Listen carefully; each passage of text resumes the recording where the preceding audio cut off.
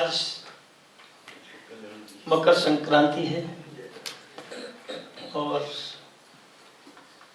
पुण्य काल होता है जब एक राशि से दूसरी राशि पर सूर्य जाता है। पूस का महीना है, 30 के उपरांत चौथ लगी है और रविवार है। और इस समय पर जब संक्रांति जब होती है और उस वक्त हम कुछ स्नान करके मन में धारणा बनाते हैं, कुछ चीजें मनसते हैं, वो अक्षय होती हैं, उसका दान कभी खत्म नहीं होता। जैसे आज संक्रांति है और संक्रांति के समय पर जब हम मन में संकल्प करके कि हम ये चीज अर्पित कर रहे हैं, दान कर रहे हैं, तो आज के दिन किया हुआ ये अक्षय अक्ति जो होती है, ऐसे पर्वों पर अगर हम दान करते हैं तो वो अक्षय होता है, उसका कभी क्षय नहीं होता और वो आपके पुण्यों को बढ़ाता है। और फिर जब हम ऊपर भी जाते हैं तो फिर रजिस्टर में वो कभी मिटता नहीं है कि ये दान है। और दान होता है महान, दान कल्याण करता है। और दान क्या है? ये धर्मराज का पैर है, ये दान धर्मराज जी का पैर है। सत्य, दया और दयालुता और दान, ये धर्म के 4 चरण हैं। जब आपने भागवत सुनी होगी, कलयुग में जब प्राकट्य हुआ, कलयुग प्रारंभ हुआ, तो धर्म रूपी बैल और पृथ्वी रूपी गाय को एक मार रहा था। कौन? कलयुग। उसी कलयुग से उस धर्म को और पृथ्वी को बचाया किसने? राजा परीक्षित ने। तो धर्म के 3 पैर कट चुके थे, काट दिए थे। सत्य, दया और दयालुता और दान। देखिए, जिसके अंदर दयालुता है, दया आ जाएगी, अरे बड़ा दुखी है प्राणी, तो समझ लो आपके अंदर धर्म है। सत्यता रहेगी, झूठ नहीं बोलेंगे, तो समझ लो आपके अंदर धर्म है। और दया, दान और सत्यता, मतलब ये 4 चरण हैं। तो 3 चरण कट चुके थे और धर्म दान से बचा हुआ है।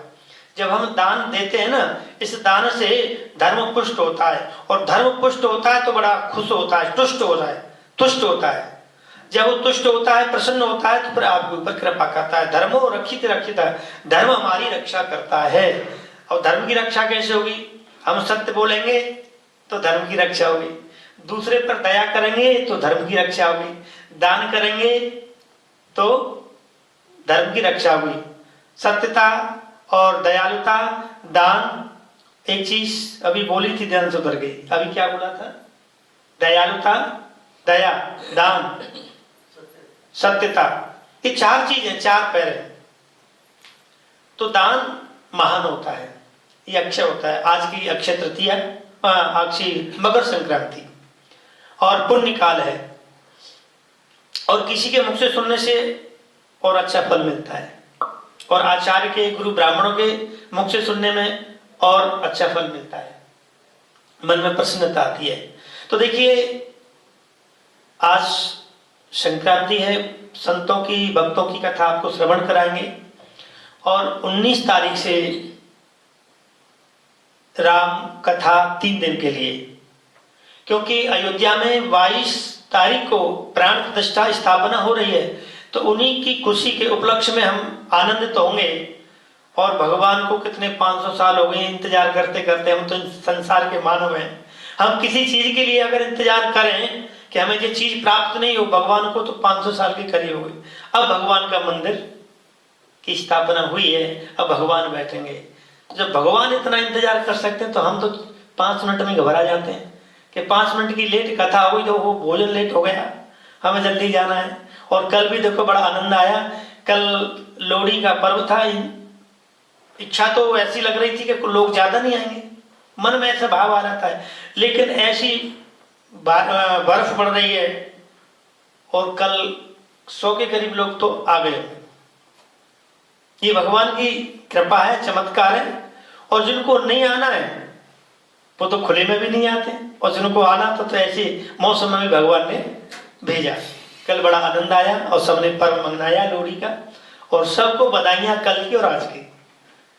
और हम प्रसंग पे आते हैं 19, 20, 21। 19 और 20, 21 को हम कथा कहेंगे। पहले राम का जन्म, और राम का जन्म बड़ा आनंद आएगा, सभी लोग आएंगे।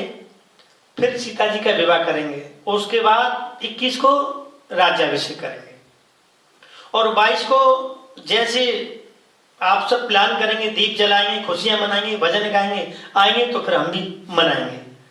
वैसे 21 में हम राज्याभिषेक करेंगे, ठीक है। तो सभी जितने लोग हैं, अभी तो ज्यादा नहीं है, कल भी अनाउंस कर दिया था, तो आनंदित तो होंगे। और आनंद ही परमात्मा का रूप है, और भगवान की जितनी कथा सुनेंगे उतना ही हमारे अंदर भाव और उतनी शक्ति अंदर आएगी। तो हम चलते हैं, वृंदावन की एक सत्य घटना है। ये जीवन तो है ही हमारा, और जीवन कैसा है कि आयु नश्यति पश्यताम प्रतिदिनम याति क्षयं यौवन। ये हमारा शरीर कैसा है, जब छोटे पैदा होते हैं बड़ा सुंदर होता है, और जब बालक पैदा होता है तो अंदर तो गोरा ही निकलता है। जब माया का वातावरण होता है तो कोई काला भी हो जाता है, कोई सांवला भी हो जाता है, फिर कोई गोरा भी रह जाता है। ये माया का प्रभाव होता है। और पृथ्वी पर आकर के जो आवरण आता है, पृथ्वी के जो वातावरण, वो अठेक करता है। तो आयु नश्यति पश्यताम, हम अपनी आयु को अपनी आंखों से देख रहे हैं। हम 10 साल पीछे कैसे थे, अरे अब तो दांत खराब होने लग गए। आयु हो अब 10 साल पीछे की अगर सोचे, जब हम 26 साल के थे, अब जो 36 के हो गए, 10 साल हमारी और बढ़ गई। तो आयु नश्यति पश्यताम, हम अपनी आयु को देखते हैं घटते घटते। उम्र तो बढ़ती है, लोग कहते हैं हम तो बड़े हो गए, सही मायने में हम बड़े नहीं हो रहे, हम तो घट रहे हैं। हमारी तो उम्र घट रही है। आयु नश्यति पश्यताम प्रतिदिनम याति क्षयं यौवनम, और हमारा रूप जो है धीरे धीरे गिरता चला जा रहा है। त्वचा ढीली होती चली जा रही है, झुर्रियां पड़ती चली जा रही हैं, और प्रत्ययान्ति गतः पुनर्दिवसा कालो जगत भक्षकः। धीरे धीरे धीरे धीरे धीरे धीरे ये काल, ये समय भक्षण करता चला जा रहा है, हर जीव का भक्षण करता चला जा रहा है। तो हमें जीवन में सब चीजें देखने के लिए मिलती हैं, अनुभव मिलता है, और अपनी ही जीवनी, अपना ही जीवन, अपनी उम्र घटते हुए देखते हैं, अपने चेहरे को देखते हैं, अपने शरीर को देखते हैं। कभी कभी हमारा शरीर भी अंग विहीन हो जाता है, अंग शिथिल हो जाते हैं, शरीर काम नहीं करता। जब उम्र ज्यादा बढ़ती है तो पहले कहते हो अब इतनी स्नो है, पहले तुम हाल हटा देते थे, हैं अब तो 2 मिनट में ही हमारी सांस फूलने लग जाती है। तो इसलिए कहते हैं आयु नश्यति पश्यताम प्रतिदिनम याति क्षय यौवनम, हमारा शरीर घटता चला जा रहा है। इसके साथ साथ अगर हमारी भक्ति तीव्र हो रही है और भगवान का भजन और भगवान से हमारी कनेक्टिविटी हो रही है, जितनी उम्र हमारी कम हो रही है उतनी लगाव भगवान से बढ़ रहा है, तो हमारा जीवन धन्य है। भगवान से लगाव बढ़ रहा है, हमारा जीवन धन्य है। माधवदास वृंदावन की सत्य घटना है। संत थे, हम कभी भी कहते हैं हमने इसका झूठा खा लिया, कैसा खाना खा लिया, जमीन से अशुद्ध हो गई। माधवदास क्या करते थे, भगवान का भजन करते, वृंदावन में घूमते, गोपियों की लीला अपने हृदय में याद करते, और गोपियां और मुरली भगवान जो बजाते थे तो उससे भी राधे राधे निकलता था। तो ऐसे ध्यान में तल्लीन होकर के और भगवान के प्रत्येक अंग का ध्यान करते। आदत क्या थी, भोजन नहीं बनाते थे। एक कमंडल था, एक मिट्टी का पात्र था, और संतों की पंगत लगती थी। ये झाड़ियों में रहते थे, हम तो महलों में रहते हैं, मकानों में रहते हैं, डल्लप के गद्दे, बड़ी सुविधा में रहते हैं, स्थिति बड़ी अच्छी रहती है हमारी तो, और फिर भी हम दुखी रहते हैं। ये माधवदास वृंदावन में करी वन था, उसके अंदर नीचे झाड़ियों में रहते थे। और क्या करते, उसी में बैठ के भगवान का ध्यान करते। और जब भगवान की मुरली बजती है उसका ध्यान करते थे, पूरी कथा का ध्यान करते। बोली बोली रे मुरलिया राधे राधे, बोली बोली रे मुरलिया राधे राधे, बोली बोली रे मुरलिया राधे राधे, बोली बोली रे मुरलिया राधे राधे, बोली बोली रे मुरलिया राधे राधे, बोली बोली रे मुरलिया राधे राधे। हाँ राधे राधे, हाँ राधे राधे, राधे राधे, हाँ राधे राधे, बोली बोली रे मुरलिया राधे राधे, बोली बोली रे मुरलिया राधे राधे। और ऐसा ध्यान होता चला, बजाते रहो और ऐसा ध्यान करते चले जाते, एक एक लीला का ध्यान करते।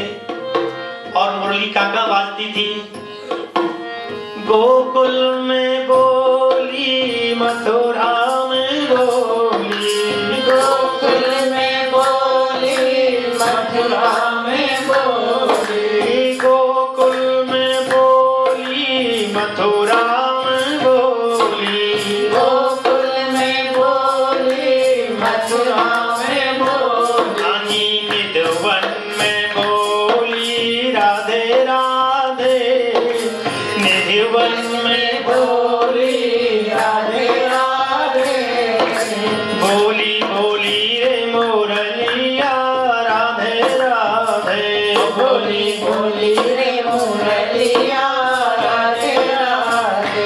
हाँ राधे राधे, हाँ राधे राधे, राधे राधे, राधे राधे, बोली बोली रे मुरलिया राधे राधे, बोली बोली रे मुरलिया राधे राधे। वृंदावन में बोली बरसाने में बोली, वृंदावन में बोली बरसाने में बोली, वृंदावन में बोली बरसाने में बोली, वृंदावन में बोली बरसाने में बोली, गोवर्धन में बोली राधे राधे, गोवर्धन में बोली राधे राधे, बोली बोली रे मुरलिया राधे राधे, बोली बोली रे मुरलिया राधे राधे, बोली बोली रे मुरलिया राधे राधे, बोली बोली रे मुरलिया राधे राधे। ऐसा ध्यान में तल्लीन रहते। कभी द्वारका में भगवान है, कभी निधवन में, कभी गोकुल में, कभी बरसाने में, कभी कुसुम सरोवर में, एक एक जगह जगह का ध्यान करते हुए प्रभु की लीला का स्मरण करते। अब वो करते क्या, संतों की पंगत जब होती थी, संत भोजन कर लेते और संत की पत्तलें जब फिक जाती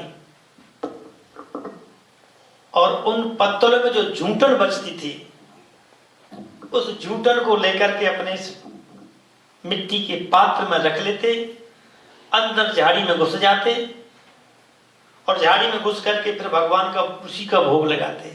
आओ मेरे मुरलीधर, आओ मेरे माधव, ऐसे भोग लगाते और खाते और निरंतर भजन में बैठे रहते। कहते हैं निरंतर भजन जब हम करते हैं तो प्रभु निरंतर हमारा ध्यान करते हैं। भगवान कृष्ण कन्हैया जी ध्यान में बैठे थे, युधिष्ठिर जी ने पूछ लिया कि आपका सब ध्यान करते हैं, आप किसका ध्यान करते हैं? कि भगवान ने कहा अनन्य ममता विष्णु ममता प्रेम संगत,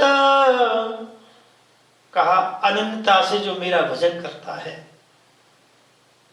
मैं उनका भजन करता हूं, उनको देखता हूं, पल पल में देखता हूं।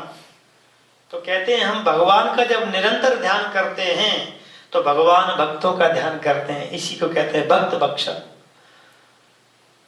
तो भगवान ने तुरंत जवाब दे दिया कि मैं भक्तों का ध्यान करता हूं, कौन भक्त कैसा है मेरा। तो ये माधव दास भगवान का स्मरण करते, दुनियादारी से अलग, किसी चीज की इच्छा नहीं, कि जिनको कुछ नहीं चाहिए वो ही शहंशाह। कहते हैं चाह गई चिंता गई, मनुआ बेपरवाह। संसार की तो कोई परवाह नहीं है, भगवान की परवाह है। सारी इच्छा छूट गई तो वही शहंशाह, सबसे बड़ा राजा तो वही है जो भगवान की भक्ति करता है। अब हुआ क्या, उनका समय कटते रहा, निकलता गया। एक दिन क्या हुआ कि भगवान की लीला का ध्यान करते करते लेट हो गए। और लेट जब हुए, उन्होंने देखा ओहो संतों की पंगत उठ गई होगी, पत्तल फेंक गई होगी, और पत्तलों में कहीं कौवे आ गए होंगे, कुत्ते आ गए होंगे, वो खा गए होंगे, मेरे भोजन नहीं बचेगा, मैं क्या करूं। हड़बड़ा एकदम, समाधि टूट गई। और समाधि जैसी टूटी, कमंडल लिया, अपना वही मिट्टी का पात्र लिया और गए। पत्तलों को उठा उठा करके, संत चले गए थे, पत्थरों को उठा उठा करके तो झूठन को समेटने लगे। और झूठन को समेट करके फिर अंदर गए, झाड़ियों में चले गए और बैठ करके बस जल्दी जल्दी में खाना खा लिया। और खाना जब खाया तो मुंह में पहुंच गया, और मुंह में से बस न्या अटका हुआ। अब सोचने लगे ओहो मैंने तो भगवान का भोग नहीं लगाया, अब तो मेरे भगवान टूट जाएंगे। भावना ऐसी सुदृढ़ हो गई कि मैं रोज भगवान का भोग लगाता था और अब तो मैंने भगवान का भोग नहीं लगाया। कभी कभी होता है ना, जल्दी जल्दी में काम बिगड़ जाता है, जल्दी जल्दी में तो हमेशा काम बिगड़ता है, और कभी कभी जल्दी में बहुत अच्छा भी हो जाता है। अब तो माधव दास बड़े दुखी हो गए और बस मुंह में वो ग्रास रखा और सोचने लगे बाहर उगलूंगा मैं तो संतों का प्रसाद है, इसका अपमान होगा, और अंदर निकलूंगा तो भगवान का भोग नहीं लगा। अब बताइए दुविधा कैसी, अब इसका निराकरण कैसे हो। अगर ये स्थिति हमारे पास भी हो तो क्या समाधान कोई है ही नहीं, समाधान तो प्रभु के पास है। अब माधवदास दुखी रह गए कि बाहर निकालूं तो संतों का प्रसाद का अपमान है, और अंदर ले गया तो फिर भगवान का भोग नहीं लगेगा। अब तो इसी दुविधा में पूरा दिन निकल गया और रोते रहा, आंखों से आंसुओं की धार बहने लगी जैसे गोपियों की भगवान की याद में, विरह की वेदना में तड़पती रहती थी। ऐसे ही माधवदास की स्थिति हो गई, आंखों से आंसू बहने लगे, हे प्रभु मेरे से महान गलती बन गई, मैं क्या करूं। तो निकलने के भी नहीं और बोलने के नहीं। कि संतन को यह शीत प्रसाद लियो मुख में जातन डार गिरायो। संतन को यह शीत प्रसाद लियो मुख में जातन डार गिरायो। मैं कैसे गिराऊं कि लीलत लाज लगी मन में, मन मोहन को नहीं भोग लगायो। मैंने भगवान का मन मोहन का भोग नहीं लगाया, क्या करूं। भई गति सांप छछूदर की, कहा करूं कछु सोचन आयो। का करूं कछु सोचन आयो, बीत गयो वह बार विनीत, गई रजनी दिन दूसर आयो। गई रजनी दिन दूसर आयो। रात निकल गई, दूसरा दिन हो गया। उसी दुविधा में रोते रहे और आंखों से आंसू की धार बहती रही। अब दूसरा दिन निकल गया, तीसरा भी दिन निकल गया। भूखा प्यासा बेचारा, गले में अटका हुआ ग्रास, भगवान की याद। अंत में क्या हुआ, भगवान ने देखा ये क्या हुआ, मेरा भक्त रो रहा है, कहते हैं भगवान तो भाव के भूखे हैं, भावों के बस में है भगवान, भावों के बस में है भगवान, भाव होई तो निधिवन मधुवन, भाव नहीं तो निधिवन मधुबन, लागत सब वीरान, भाव के बस में है भगवान, भाव के बस में है भगवान। जब हमारा भाव नहीं है तो निधिवन में चले जाएं, 5 स्टार होटल में चले जाएं, बढ़िया से बढ़िया सत्संग में चले जाएं। जब भाव नहीं है तो फिर कुछ भी नहीं है। कई लोगों को मैंने देखा है यहाँ, देखिए कभी कभी शास्त्र के विरुद्ध चीज होती हैं तो दुख भी होता है, और जब हमें थोड़ी नॉलेज है कोई चीज के बारे में हम आपको बताएंगे और नहीं बताएंगे तो फिर दो समय लगता है। जब हम पूजा करते हैं और पूजा करने में और हम ही गड़बड़ी करने लग जाएं तो दो समय लगेगा। कोई चीज हमें लग रही है कि ये दोष लगेगा कि भाई ऐसा मत करो, लेकिन नहीं मानते। कई लोगों को मैंने कई बार कहा किसी भी चीज के बारे में, देखिए यह प्रसाद कल कैसा हुआ, कल बैठा हुआ या मैं बैठा हूं प्रसाद देने के लिए, एक बेटी आई और आकर के सीधे जलेबी उठाई और चलती बनी।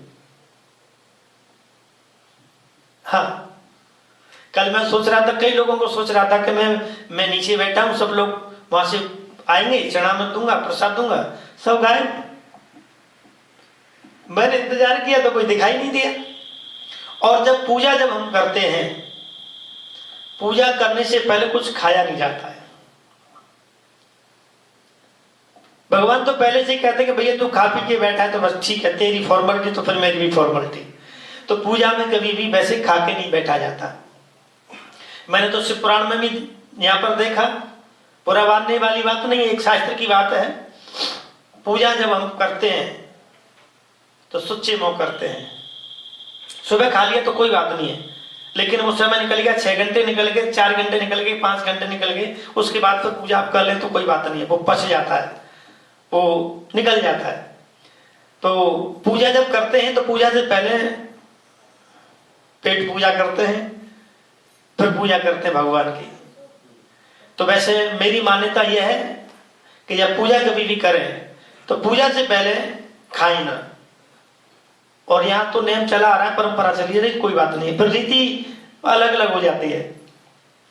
तो पहले पूजा से पहले अगर जो मुख्य पूजा कराता है वो बाद में खाए, अन्य लोगों की कोई चिंता नहीं है। अन्य लोग तो एक अपना व्यवहार निभाने के लिए आते हैं कि चलो किसी ने बुलाया चलो भैया आए, लेकिन जो मुख्य यजमान है, मुख्य पूजा करने वाला है, उसको तो नहीं खाना चाहिए, क्योंकि वो पूजा मान्य नहीं होते हैं। अब गणेश जी को हम चढ़वा रहे हैं पुंगी फलम मिष्टान्ते लवंगादिकम हिरण दक्षिणा, गणेश जी को बाद में खिला रहे हैं और सब खा के हम पहले ही बैठे हैं, तो मान्यता नहीं, देवता भी उसे स्वीकार नहीं करते।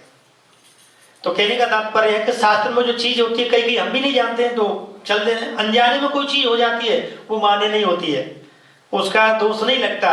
जब हमें जानकारी भी है और फिर भी हम कोई कार्य करें तो फिर दोष लगता है। माधवदास जी सरल थे, ज्ञानी नहीं थे, और भगवान ज्ञानियों को कभी नहीं मिले। चारों तरफ घुमा करके देखो, कहीं किसी भी शास्त्र में देख लो, बड़े बड़े पंडितों को, बड़े बड़े विद्वानों को, बड़े बड़े अहंकारियों को, बड़े बड़े पैसे वालों को भगवान नहीं मिले। भगवान तो उनको मिले जो सरल हैं, जिनके अंदर से अहंकार नहीं, मोह नहीं, सब त्याग दिया। माधवदास की ये स्थिति थी, और झूठन का भोग लगाते थे तो भगवान उस झूठन को भी प्राप्त करके खुशी रहते थे। अंत में 3 दिन बीत गए, और 3 दिन जब बीते, अब भगवान ने सोचा ये तो मर जाएगा भूखा प्यासा।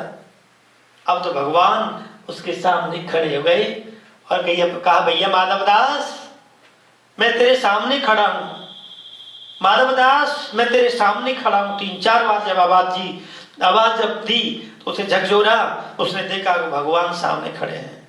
भगवान के दर्शन किए और भगवान से रो रो करके कहने लगा, प्रभु मेरी गलती हो गई। भगवान ने कहा, बेटा भक्त गलती नहीं है, आपने स्वभाव से मुझे पुकार लिया है। तो कहते हैं ये हमारी ऐसी भावना जब होती है तो भगवान साक्षात दर्शन देते हैं। भगवान को प्राप्त करने के लिए सबसे पहले हमारे हृदय में सरलता होनी चाहिए, सरलता और दयालुता होनी चाहिए। दया हमारे मन में रहनी चाहिए और किसी से कपट नहीं रहना चाहिए, बैर नहीं करना चाहिए। और बैर करेंगे तो समझ लो, कौशिकी संहिता में, किस संहिता में लिखा है कि हम अगर किसी की बुराई भी करते तो उनके पाप हमारे हृदय में आ जाते हैं, उनके पाप हमारे हृदय में आ जाते हैं। तो भगवान को प्राप्ति के लिए सबसे पहले सरल होना, और सरल होना बड़ा कठिन है, बहुत मुश्किल है। ये संसार है, ये कलयुग है, सरल तो हम बन ही नहीं पाते। सरल नहीं बन पाते तो हमारे हृदय में दया तो किसी के प्रति कि भैया ये दीनहीन है, दयालुता दिखाएं। और पवित्रता, पवित्र रहे। ये धर्म के 4 चरण है। पहला नंबर सत्यता, सत्य बोले तो धर्म हमारा पुष्ट होता है, भगवान दर्शन देंगे इसी से।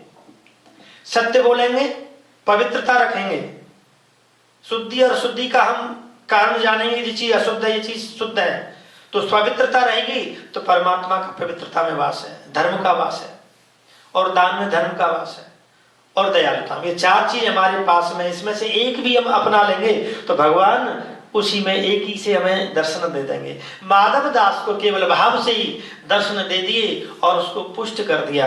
भगवान भोलेनाथ पार्वती से कहते हैं कि देखो देवी, आपने मुझे विष पीने से रोका था। जब समुद्र का मंथन जब हुआ था तो भगवान से प्रार्थना की देवताओं ने कि प्रभु रक्षा करिए। लक्ष्मी कौस्तुभ पारिजात कसुरा धनवंत रस चंद्रमा काम धेनु दुधा सुरासुर रंबांश। सबसे पहले विष निकला था ना, तो देवता सब दुखी हो गए थे। अब विष को कौन ग्रहण करे? जिसको जो विष को जो ग्रहण करेगा वो मरेगा।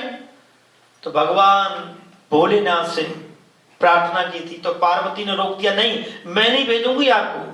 इस जैसे तो सब लोग मर रहे हैं, त्राई त्राई हो रही है, मैं अपने स्वागत को मैं कैसे भेज दूं? भगवान भोलेनाथ ने कहा, आसाम प्राण परिस्वप्ना विधेयमयम हि मे एतावान प्रभोरर्थो यदीन परिपालन। भगवान भोलेनाथ ने कहा, देवी दूसरे के प्राणों की रक्षा करना और ये परम धर्म है हमारा, दूसरों की सहायता करना हमारा परम धर्म है।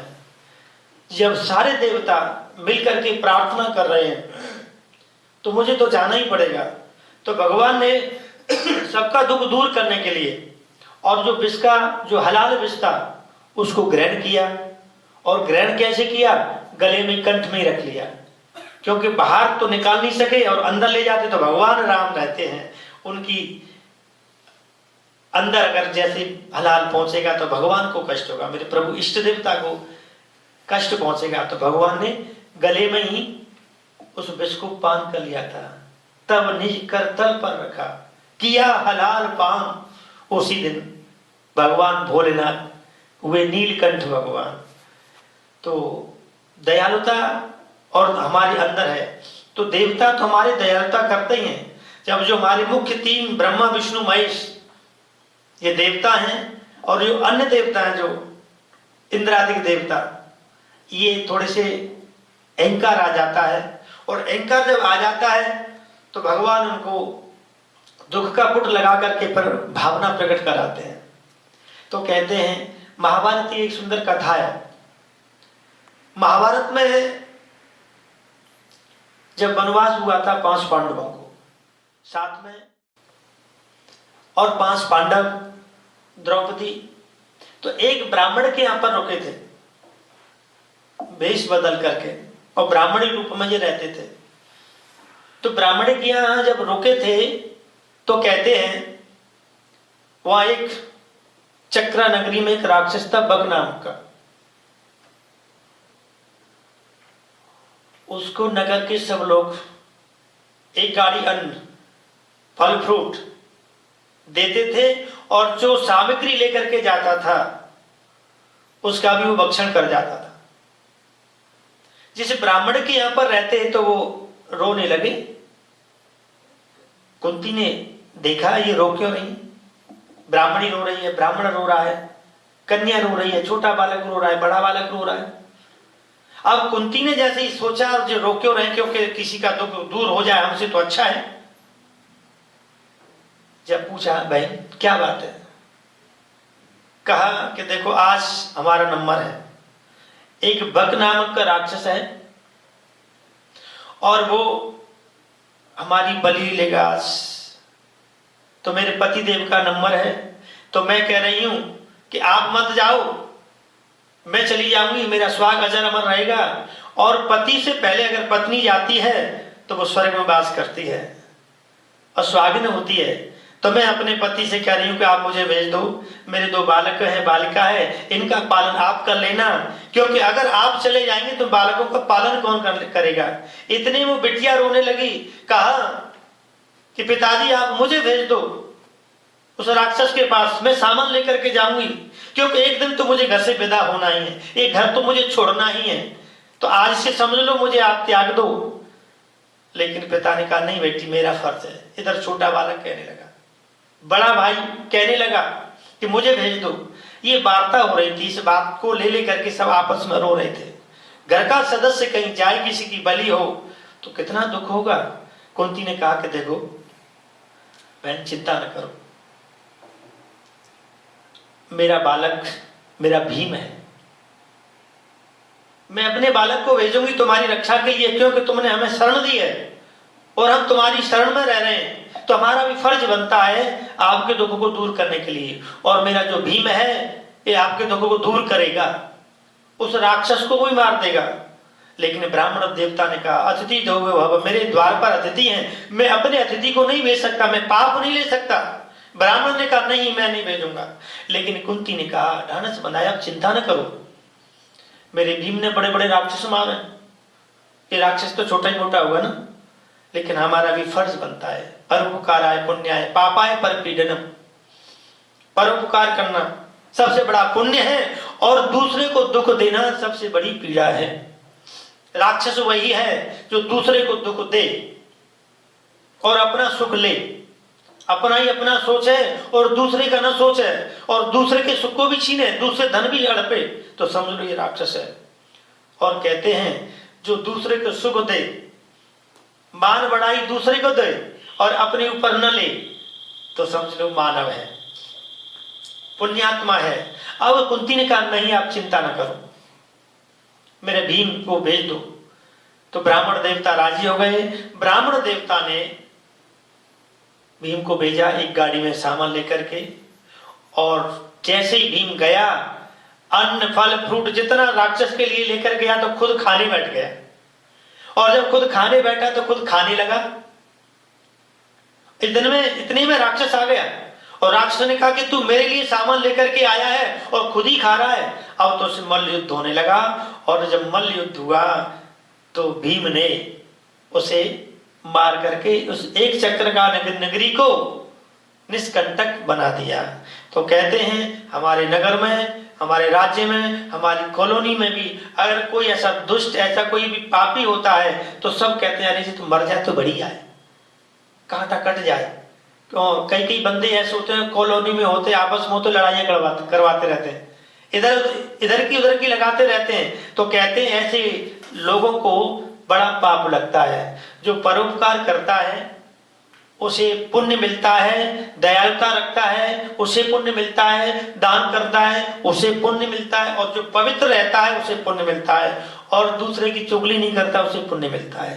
तो इस कथा से हमें ये महसूस होता है, ये ज्ञान मिलता है कि देखिए जीवन में 4 चीजों को ध्यान रखेंगे, सत्यता का, दयालुता का, पवित्रता का और दान।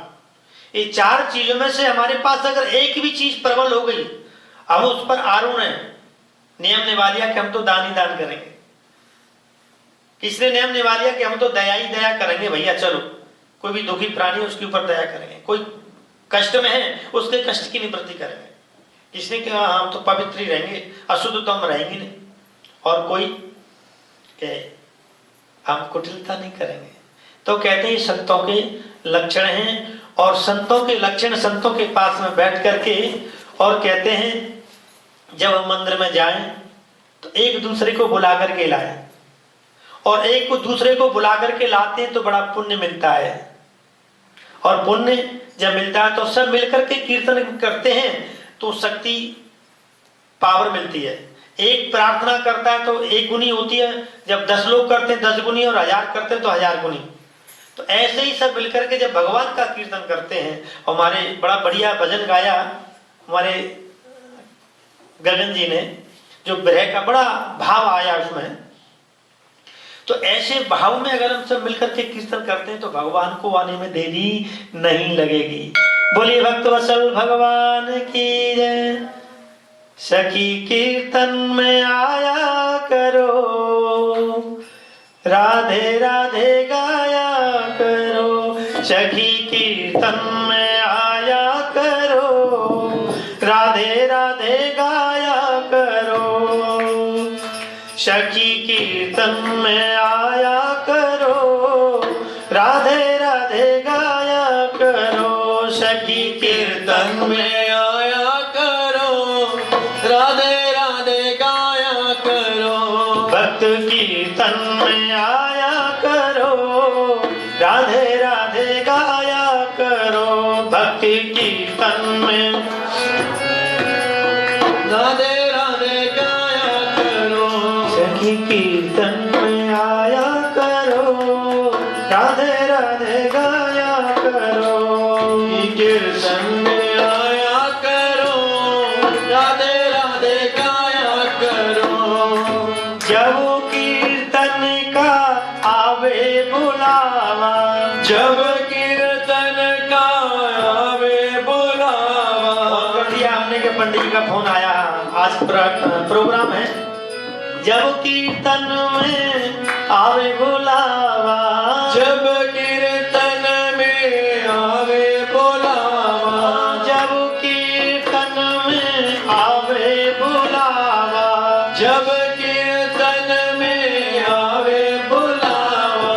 दौड़ी दौड़ी जाया करो, राधे राधे गाया करो। हाँ, दौड़ी दौड़ी जाया करो, राधे राधे गाया करो। सखी कीर्तन में आया करो, राधे राधे गाया करो। सखी कीर्तन में जाया करो, राधे राधे गाया करो।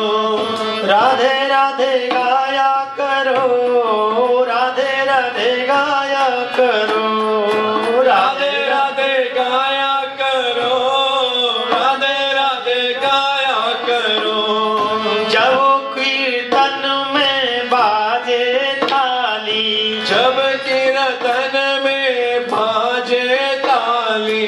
जब कीर्तन में बाजे ताली, जब कीर्तन में बाजे ताली। ताली बजाया करो, राधे राधे गाया करो। ताली राधे गाया करो, राधे राधे गाया करो। राधे गाया करो। जब कीर्तन में भजन सुनावे, जब कीर्तन में भजन सुनावे। जब कीर्तन में भजन सुनावे, जब कीर्तन में भजन सुनावे। संग संग गाया करो, राधे राधे गाया करो। गाया करो, राधे गाया करो। जब कीर्तन पूरा हो जावे, जब कीर्तन पूरा हो जावे। जब कीर्तन पूरा हो जावे, जब कीर्तन पूरा करो, राधे राधे गाया करो, झूम झूम गाया करो, राधे राधे गाया करो, सखी कीर्तन में आया करो, राधे राधे गाया करो, सखी कीर्तन में आया करो, राधे राधे गाया करो, सखी कीर्तन में राधे गाया करो, सखी कीर्तन में आया करो, राधे राधे गाया करो, सखी कीर्तन में आया करो, राधे राधे गाया करो, जब कीर्तन में मस्ती आवे, जब कीर्तन में मस्ती आवे, जब कीर्तन में मस्ती आवे, जब कीर्तन में मस्ती आवे, संग संग गाया करो, राधे राधे गाया करो, संग गाया करो, राधे राधे गाया करो, सखी कीर्तन में आया करो, राधे राधे गाया करो, सखी कीर्तन में आया करो, राधे राधे गाया करो, सखी कीर्तन आया करो, राधे राधे गाया करो, सखी कीर्तन में आया करो, राधे राधे गाया करो, साथ के जाया करो, राधे राधे गाया करो,